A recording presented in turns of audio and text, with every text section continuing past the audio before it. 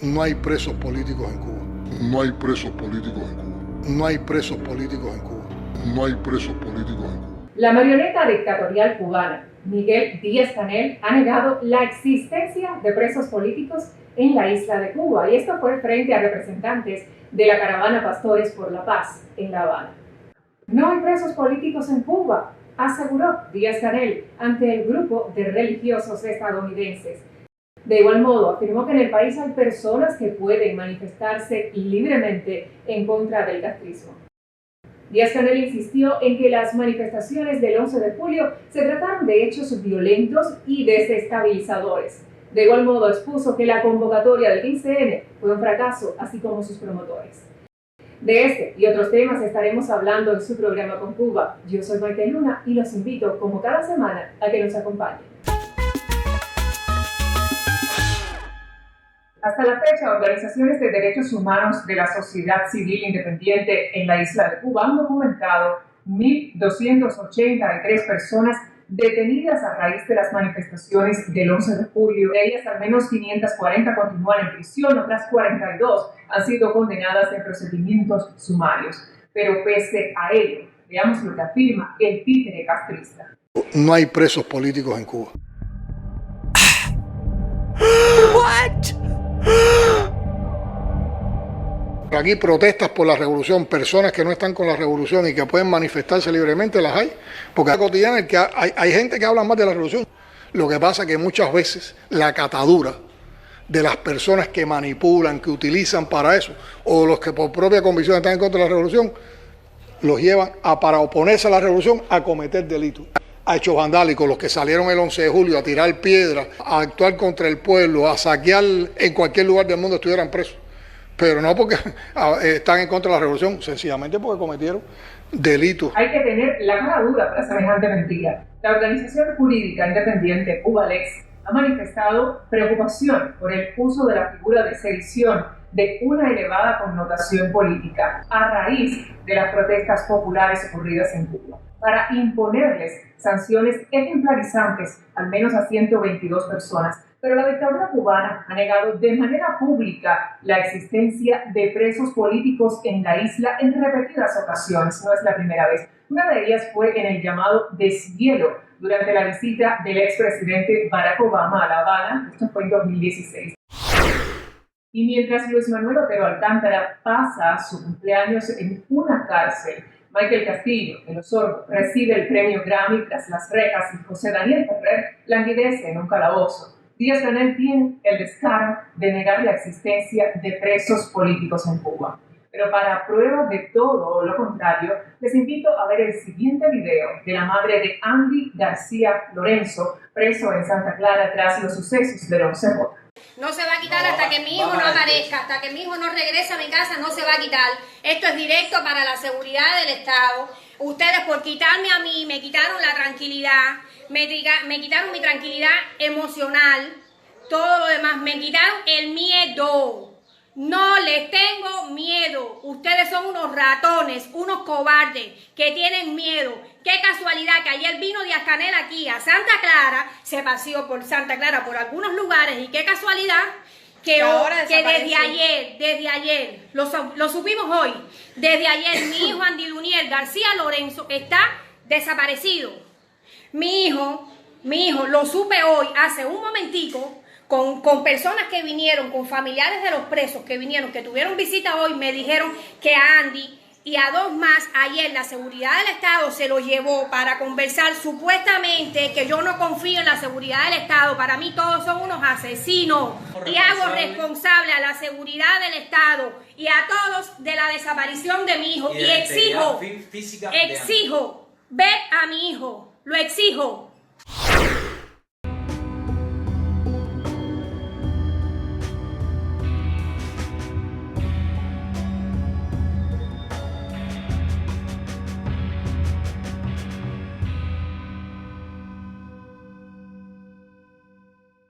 Recuerden suscribirse al canal de la Fundación en YouTube o también a la página de Facebook Noticias de Cuba Hoy.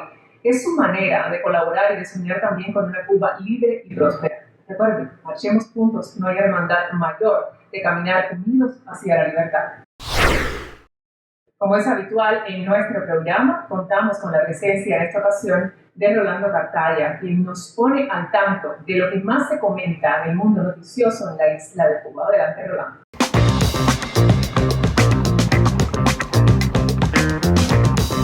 Diciembre es un mes en que las redacciones de los medios de comunicación elaboran o encargan balances del año. Y el diario The Washington Post acaba de publicar el de su columnista cubano, el periodista independiente residente en la isla, Abraham Jiménez Enoa.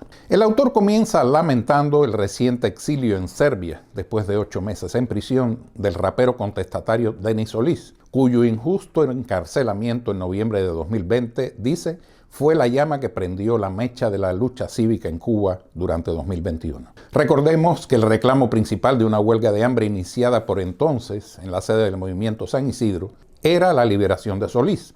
El 26 de ese mes los ayunantes fueron desalojados violentamente por efectivos de la seguridad del Estado disfrazados de sanitarios, lo cual concitó el día 27 otra inusitada protesta de más de 300 artistas frente a la sede del Ministerio de Cultura. Y así nació el 27N, otro eslabón en una saga de insubordinaciones cívicas que culminó con las protestas masivas del 11 y 12 de julio de este año en la isla. A Denis Solís, dice el autor, los perfiles falsos de la policía política en las redes sociales lo mostraron como un trofeo de guerra, mochila al hombro en el aeropuerto de Varadero. El colega Jiménez Enoa, que está dentro de la isla y siente de cerca el frío de la represión, opina que el exilio de Solís significa más que el fin de un año lleno de encontronazos entre la ciudadanía y el régimen opresor, la escena final de otro periodo en el que el castrismo, pese a tambalearse, logra mantenerse en pie.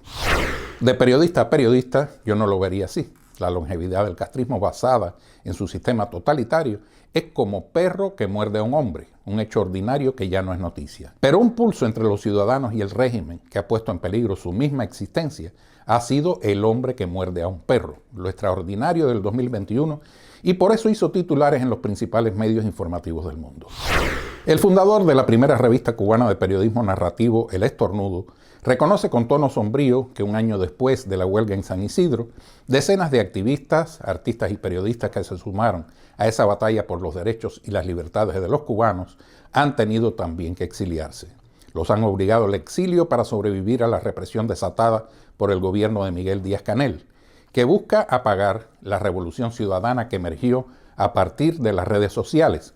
Explica y apunta que los pocos ciudadanos políticos que aún no se han largado están sumamente controlados por los tentáculos del totalitarismo o están encerrados en cárceles. Claro que es desalentador, Abraham, pero esa aplastante maquinaria represiva que ha detenido a casi 1.300 cubanos, de los cuales 673 siguen presos, no puede conocer ni el pensamiento ni la próxima reacción de cada uno de los más de 11 millones de cubanos, en su mayoría hastiados de opresión, privaciones y mentiras. Como lo saben, hasta han diseñado una planilla secreta que deben llenar los chivatos de cada cuadra con los datos de los desafectos. Pero los últimos 13 meses han demostrado que el sentimiento de hastío e insubordinación se extiende hoy a todos los sectores de la sociedad cubana, excluidos de los privilegios de la oligarquía militar partidista. La élite de poder conoce la envergadura real de esa inconformidad y por eso está promoviendo no solo salidas del país de líderes conflictivos, sino un nuevo éxodo masivo. Estima mi colega que la palabra de orden durante este año en Cuba ha sido represión y con ella el castrismo, dice, sigue avanzando hacia un futuro cada vez más infame para el pueblo y cada vez más próspero para los que gobiernan. Yo creo que las palabras del año han sido libertad y patria y vida, aunque estoy de acuerdo con él en que luego de las bajas causadas por la represión y el exilio forzoso, el movimiento prodemocrático cubano tendrá que reinventarse. Pero es que siempre, desde que Ricardo Bofill encabezó en 1987 la primera ofensiva por los derechos humanos dentro de Cuba, unos han ido a la cárcel, otros al exilio, y a otros como Sebastián Arcos, Laura Pollán y Osvaldo Payá, el régimen los ha neutralizado, entiéndase, asesinado, sin que el movimiento haya podido ser extinguido. Así que me quedo con el párrafo final de Jiménez Enoa en el Washington Post. Si algo dejó este 2021, fueron las semillas libertarias que los cubanos lograron sembrar en el cuerpo árido del régimen.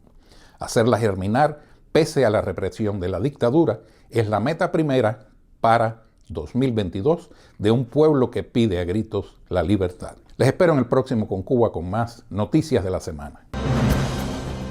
Libertad, libertad, libertad, libertad, libertad, libertad, libertad, libertad, libertad, libertad, libertad, libertad, libertad, libertad, libertad, libertad, libertad. Así llegamos al final de este Con Cuba en esta semana. Gracias por habernos acompañado. Un futuro mejor, siempre les digo, es posible dentro de la isla de Cuba. Recuerden suscribirse al canal de la Fundación en YouTube o en Facebook, Noticias de Cuba Hoy. Les invitamos a que nos ayuden compartiendo el mensaje entre sus familiares y sus amigos. De esa manera, todos podemos comenzar de una vez a edificar esa Cuba libre y próspera que merecemos.